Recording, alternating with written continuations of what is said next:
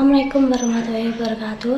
Perkenalkan, nama saya Pasha Novita Ardani dengan NIM 2421117, Prodi Hukum Ekonomi Syariah.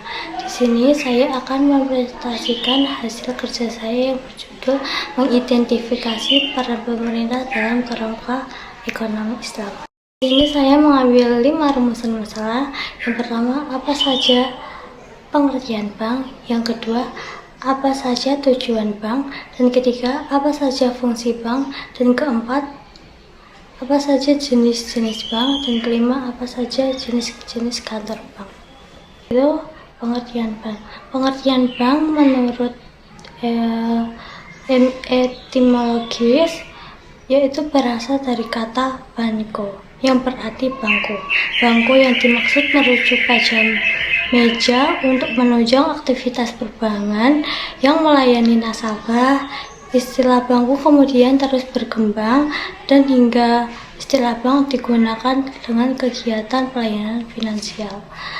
Secara terminologis, pengertian bank adalah lembaga keuangan negara yang didirikan kewenangan untuk menghimpun, mengelola, dan mengatur. Harapannya, bank mampu memaksimalkan pengaturan keuangan untuk menggerakkan ekonomi masyarakat dan meningkatkan kesejahteraan masyarakat. Tujuan bank. Tujuan bank memiliki beberapa kegiatannya sebagai berikut, yaitu 1. Meningkatkan kesejahteraan masyarakat. Maksud meningkatkan kesejahteraan masyarakat yaitu untuk taraf hidup dan kesejahteraan masyarakat. Yang kedua, menyediakan akses terhadap layanan bagi seluruh lapisan seluruh masyarakat. Dan ketiga, memberikan kredit untuk mendukung kegiatan produktif dengan meningkatkan akses layanan keuangan dan mendukung kegiatan masyarakat. 2. Mendukung pembangunan ekonomi nasional. Bank memiliki peran strategis mendukung pembangunan ekonomi nasional. Tujuan ini diwujudkan melalui penyaluran kredit dan sektor-sektor produktif, mendukung program pemerintah dalam pembangunan infrastruktur, memfasilitasi investasi bank luar negeri maupun dalam negeri. Yang ketiga, menjaga stabilitas moneter, khususnya bank sentral. Tujuannya yaitu menjaga stabilitas moneter melalui pengendalian jumlah yang beredar, penetapan pelaksanaan kebijakan moneter, menjaga stabilitas nilai mata uang. Dan keempat, memperoleh keuntungan, yaitu menjamin kelangsungan operasional bank, meningkatkan modal bank, yaitu tujuannya memperoleh kefakturusan, imbangi, dan tanggung jawab peran bank mendukung perekonomian secara luas. Fungsi bank. Bank memiliki beberapa fungsi utama yang penting dalam menunjang perekonomian.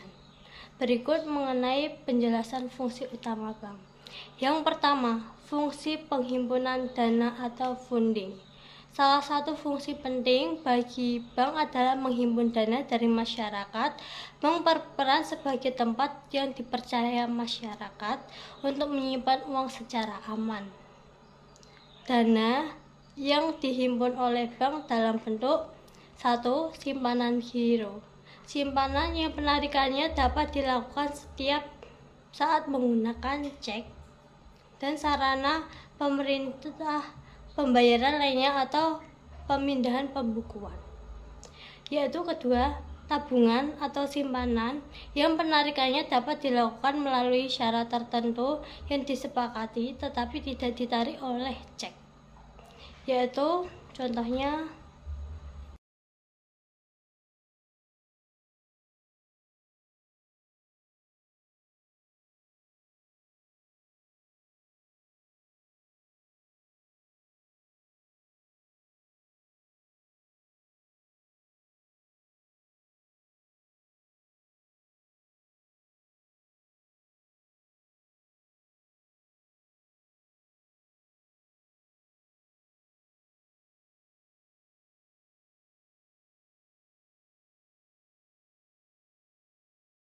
keempat adalah jenis-jenis bank. Jenis-jenis bank dibagi menjadi 5, yaitu satu, jenis bank berdasarkan fungsinya. Yang kedua, jenis bank berdasarkan statusnya, berdasarkan target pasarnya, berdasarkan pembentukan, berdasarkan kepemilikan. Oke, yang pertama berdasarkan fungsinya. Berdasarkan fungsinya dibagi menjadi 4, yaitu bank sentral, bank umum, bank perkreditan rakyat atau BPR, dan kelima bank syariah. Oke, yang pertama bank sentral. Bank sentral yaitu memegang fungsi sebagai bank, circus leader of the last response and banker pada suatu negara. Bank sentral di Indonesia adalah Bank Indonesia. Yang kedua, bank umum.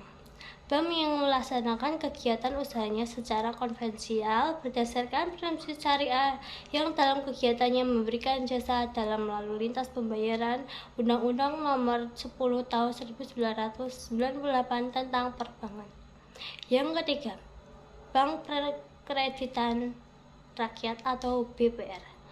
Bank yang melaksanakan kegiatan usahanya secara konvensional atau berdasarkan prinsip syariah dalam memberikan kegiatannya dan tidak dalam memberikan jasa dalam lalu lintas pembayaran. Dan keempat, bank syariah, yaitu bank yang beroperasi berdasarkan prinsip bagi hasil atau sesuai dengan kaidah ajaran Islam atau tentang hukum riba. Yang kedua, berdasarkan kepemilikannya, yaitu dibagi menjadi 6. Yang pertama, yaitu bank umum milik negara. Jenis bank ini, akte pendirian dan modal bank sepenuhnya dimiliki oleh pemerintah Indonesia sehingga seluruh keundangannya dimiliki oleh pemerintah. Contohnya yaitu Bank BNI, Bank BRI, Bank BTN, Bank Mandiri. Sedangkan yang kedua, Bank Pembangunan Daerah atau BPD, yaitu bank yang seluruh modalnya dimiliki oleh pemerintah daerah masing-masing. Contohnya BPD DKI Jakarta, BPD Jateng, BPD Sulawesi Selatan, dan lain-lain. Dan ketiga, bank umum swasta. Bank umum seluruh atau sebagian sahamnya dimiliki oleh swasta nasional. Dalam aktenya menunjukkan kepemilikan nasional, yaitu contohnya Bank Mega atau Bank Naga. Dan keempat, yaitu bank milik koperasi. Bank milik koperasi atau kepemilikannya sahamnya dimiliki oleh perusahaan yang berbadan hukum koperasi. Contohnya Bank Koperasi Indonesia atau Bukopin. Dan kelima, yaitu bank milik asing. Bank milik asing merupakan cabang dari luar negeri, baik dalam swasta maupun pemerintah asing. Kepemilikannya yaitu dimiliki oleh pihak asing atau luar negeri. Contohnya American Express Bank. Dan terakhir yaitu bank campuran. Bank campuran kepemilikan sahamnya dimiliki oleh pihak asing, swasta nasional. Saham bank campuran mayoritas memiliki warga Indonesia, yaitu contohnya Bank Finansial, Bank Marico, Bank Interpasifik. Yang ketiga, berdasarkan statusnya, yaitu dibagi menjadi 2, bank devisa, dan bank non-devisa. Bank devisa yaitu yang dapat melaksanakan transaksi ke luar negeri atau yang berhubung dengan mata uang asing secara keseluruhan. Misalnya transfer ke luar negeri, yaitu persyaratannya menjadi bank devisa ditentukan oleh Bank Indonesia. Yang kedua, bank non-devisa. Bank yang belum memiliki izin melaksanakan transaksi sebagai bank devisa sehingga tidak dapat melaksanakan transaksi seperti halnya bank devisa. Transaksi yang dilakukan masih dalam batas negara. Yang keempat, yaitu berdasarkan penentuan harga, yaitu dibagi menjadi 2, yaitu bank konvensional dan bank syariah. Bank konvensional yaitu dalam kegiatan usahanya berdasarkan prinsip konvensional. Metode bank konvensional dalam menentukan keuntungan dan harga sebagai berikut, yaitu 1. menetapkan bunga sebagai harga untuk produk simpanan. Demikian pula produk jaminan atau kredit juga ditentukan berdasarkan tingkat suatu bunga. Dan kedua, jasa lainnya pihak perbankan. Dan kedua, bank syariah. Bank syariah dalam kegiatannya berdasarkan prinsip syariah atau bagi hasil sesuai dengan ajaran hukum Islam. Dalam keuntungannya juga berdasarkan hukum Islam. Perbedaannya yang paling utama pada bank syariah adalah tidak menerapkan bunga, namun menerapkan bagi hasil. Berdasarkan target pasar dibagi menjadi 3. Retail bank, corporate bank, retail corporate bank. Yang pertama yaitu retail bank. Banyak bank ini memfokuskan layanan dan transaksinya kepada penabung individual, perusahaan, dan lembaga yang berskala kecil. 2.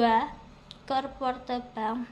Bank yang memfokuskan layanan dan transaksinya kepada penabung yang berskala besar, seperti dalam bentuk perusahaan organisasi yang sah. Dan yang terakhir, retail corporate bank. Bank yang memfokuskan layanan dan transaksinya kepada penabung seperti dalam bentuk perusahaan organisasi yang sah. Dan yang nomor 5 atau terakhir, jenis-jenis kantor bank. Jenis-jenis kantor bank dibagi menjadi 4.